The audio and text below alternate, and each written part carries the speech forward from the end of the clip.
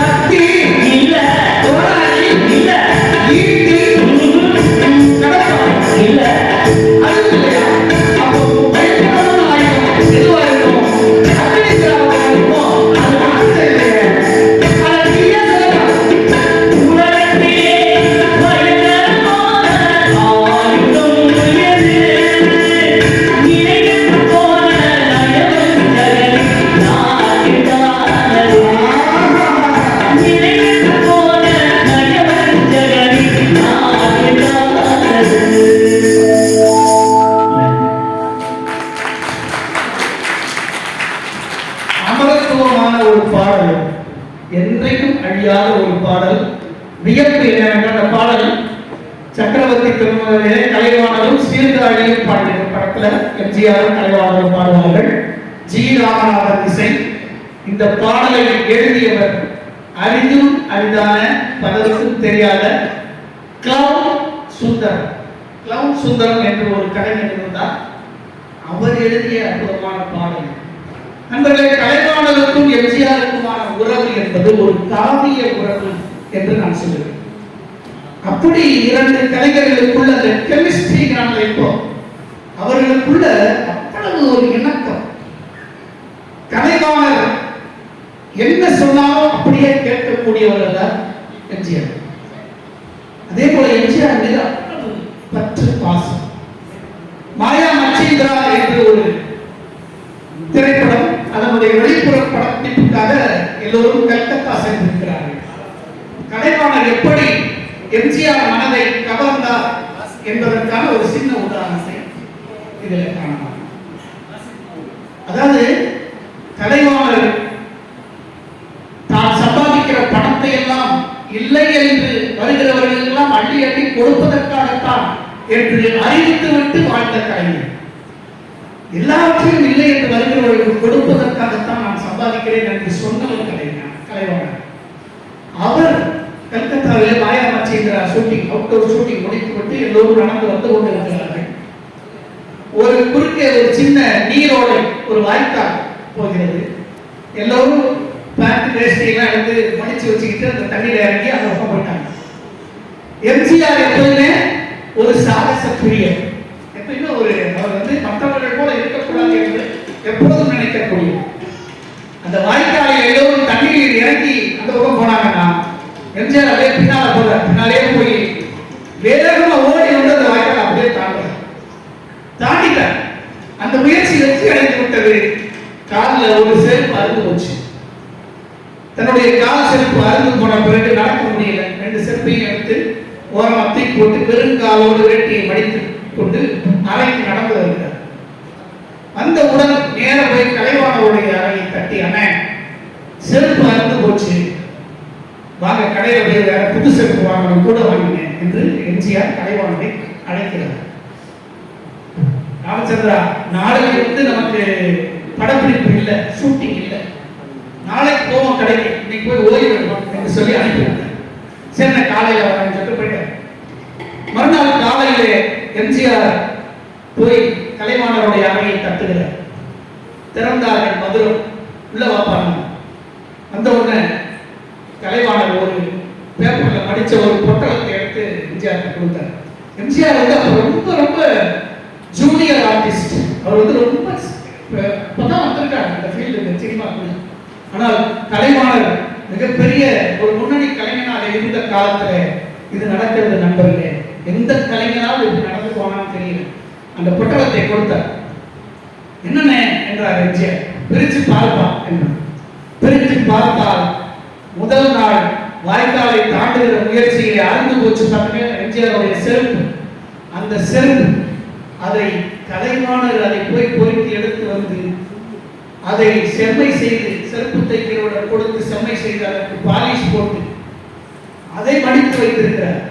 அந்த செருப்பை எம்ஜிஆருக்கு கொடுத்தார். எம்ஜிஆருக்கு மிகப்பெரிய அதிர்ச்சி. என்னென்ன இந்த போய் ராமச்சந்திரா, இந்த செருப்பு இன்னும் 6 மாதத்திற்கு வருமே, அதற்குள் தூக்கி போடலாமா? எதையும் வீணாக்க கூடாதுப்பா. நீயும் உங்க அண்ணனும் பெரிய ஆளா வரணும் தானே உங்க அம்மா வைத்த கட்டி வாய கட்டி ஊர்ல இருந்துட்டு உங்களெல்லாம் நடிக்க அனுப்பியிருக்கிறாங்க. இப்படி பொருளை வீணாக்க கூடாது, போட்டுக்கோ என்று சொன்னார் கலைவாணர். அவ்வளவு பெரிய சீனியர் நடிகர். தனக்கு பின்னால் வந்த ஒரு மிக மிக ஒரு ஜூனியர் ஒரு கலைஞனுக்கு அவனுடைய கால் செருப்பை பொறுக்கி எடுத்து வந்து அதை சரி செய்து அவனிடம் கொடுத்து அவருக்கு கற்பித்த பாடம் இருக்கிறது பார்த்தீங்களா? அந்த பாடம் தான் எம்ஜிஆர் வாழ்க்கை முழுவதும் அதில் பயன்பட்டு இருக்கிறது என்று சொல்ல வேண்டும். அடுத்த பாடல்